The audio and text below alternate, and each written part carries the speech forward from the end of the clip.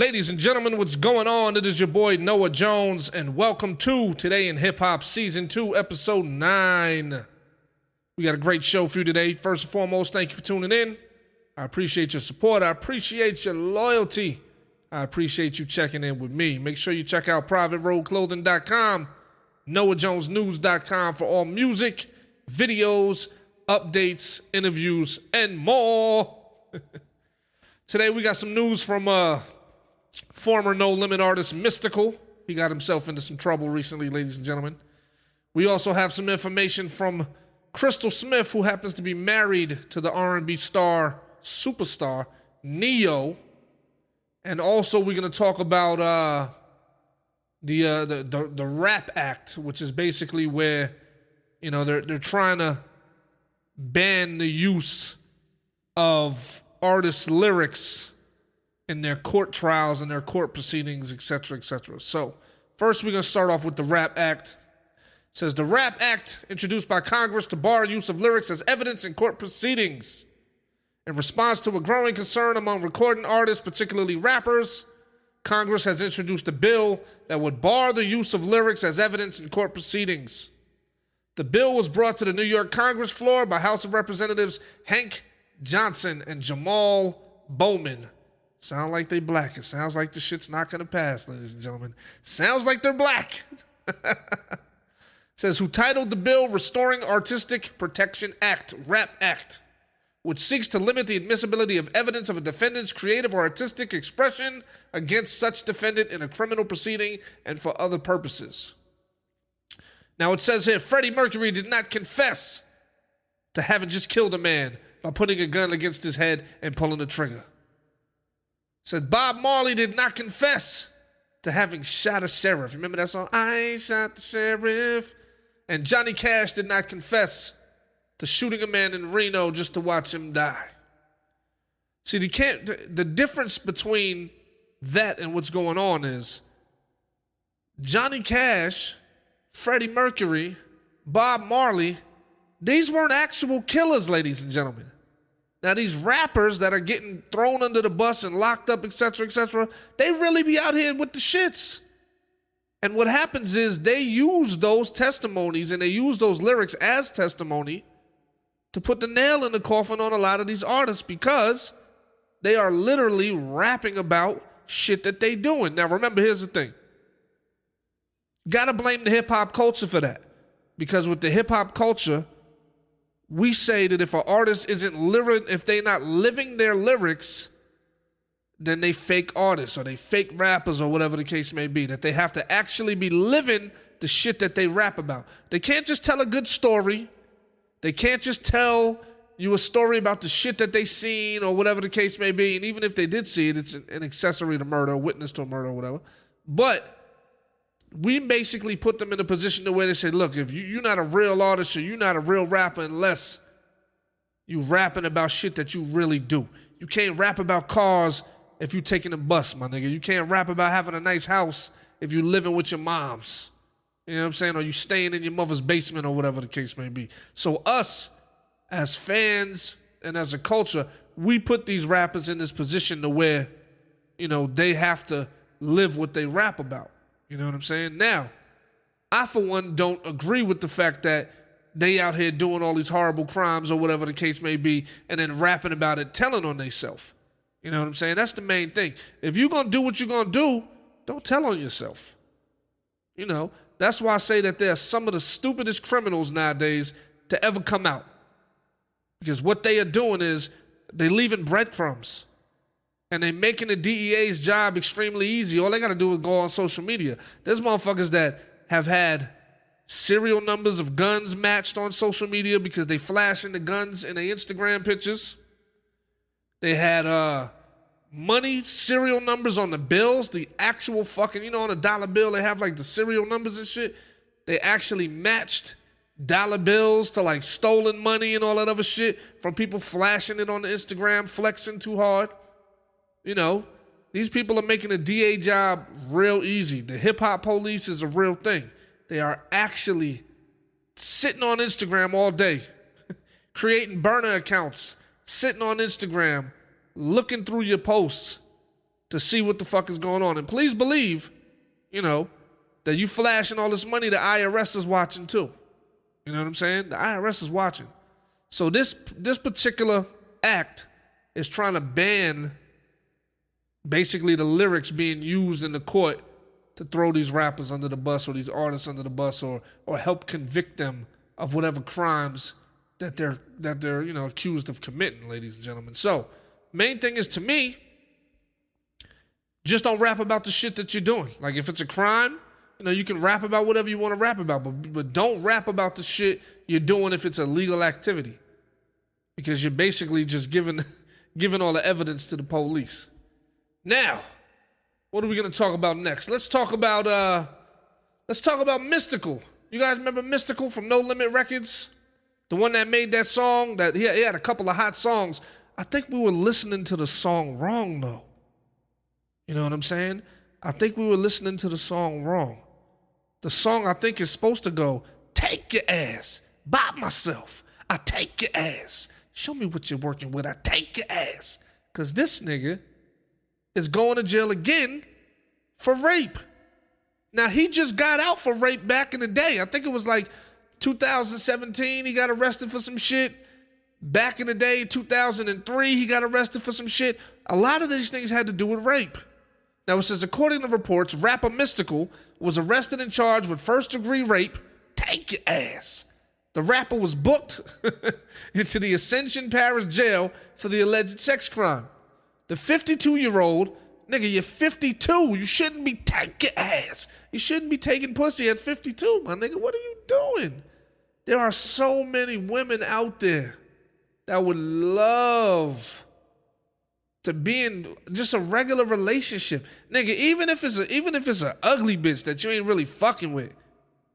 There's ugly bitches out there that want to be in relationships too, that'll give you loads of pussy. You ain't gotta steal it. You ain't gotta shoplift it. You ain't gotta put it in your back pocket and walk out the house with it and take it home with you, nigga. They will give you the pussy. 52-year-old Michael Tyler was booked on various charges. The charges include simple criminal damages to property, false imprisonment, domestic abuse, battery, simple robbery, and first-degree rape. This nigga has a laundry list of issues, a laundry list of charges, and he is a serial rapist. He keeps going down for the same shit. Take your ass. Says no bond has been posted for Mystikal following being arrested on Sunday. And like I said previously, he was arrested in 2017 for assault. The charges were dropped, and he was released from jail on a $3 million bond. But prior to that, he was convicted, which means they had enough evidence to convict this nigga, of sexual battery in 2003, and he served 6 years in prison for that shit. He went in with hair, he went in with a head full of hair, and came out bald than a motherfucker. That stress tore his ass up in jail. Oh my goodness, I don't understand it, man. Like, there's a lot of artists that spend their whole career and their whole life trying to build their brand to be recognizable and noticeable enough to where they can do different things for their family and create other opportunities for themselves. And then you have gentlemen like Mystikal, 52 years old, no longer in the rap game. It's not like he's not talented. I'm pretty sure, he could go the indie route, put out some shit himself, make a couple of dollars, whatever the case may be.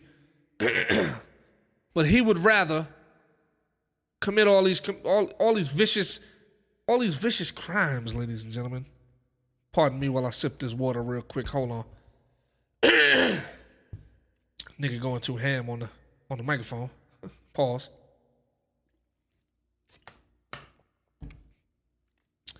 I just don't understand it. So you finally get to this point to where in your career you're noticeable, you got a career, you with the hottest record label in town. Niggas is making millions over there. You got Master P, who's a guru, who can guide you and give you all the information and put you under his wing and help you become a multi-mega star and a millionaire and a billionaire and all this other shit. And you're doing stupid shit to get your ass in trouble. Play a stupid game, win a stupid prize. I can't understand it. Do I feel sorry for the nigga? No. I feel sorry for the victim. I feel sorry for the fact that he has squandered every opportunity that he potentially could have.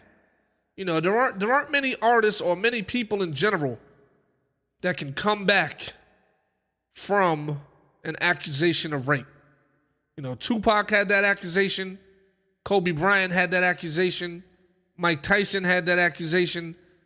Those are the small, very tiny list of people that I remember offhand that had that serious accusation tied to their name and was able to transcend that and still become the biggest of the biggest in that particular field or in that particular genre of whatever it was they was doing. You know what I'm saying? So, I don't feel bad for Mystikal. I believe he needs help. I would like to understand, I'd like to understand why he does what he does. Give this man an interview. Give him a platform to speak on what's going on. And if that's really the case, if you really are doing these things, you know, take some accountability and try to get some help, man. You know, sometimes people have really serious mental issues. You know, I was just checking on the news and I seen this guy who, you know, he was going around trying to shoot people with a bow and arrow. And then because he was so bad at shooting with the bow and arrow, he pulled out a knife and killed 5 people with a knife. But it was they all claimed that it was due to mental health issues. You know, with all the stress and all the shit that's going on in the world, we got to be accountable for our mental health. We got to take care of that. You know, you need good people around you to cheer you up. You need people around you to keep you focused on the positivity and to keep you moving in the correct direction. And for some people, you know, you may have burned enough bridges in your day to where those things don't apply to you no more. You don't have those people that you can reach out to and talk to. Sometimes you can create new fans and you can learn to talk to them, and that could be your relief. You know, but ultimately, we don't know what his issue is. He may have some serious problems.